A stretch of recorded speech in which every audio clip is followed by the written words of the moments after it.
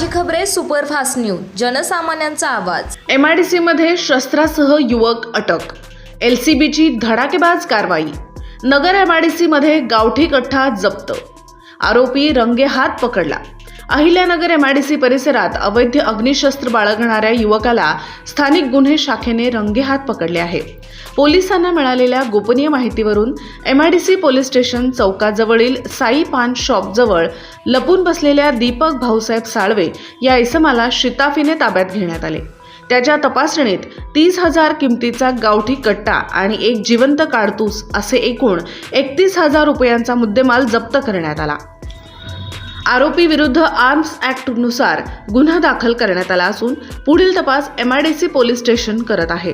ही कारवाई पोलीस अधीक्षक सोमनाथ घारगे यांच्या मार्गदर्शनाखाली LCBच्या पथकाने केली।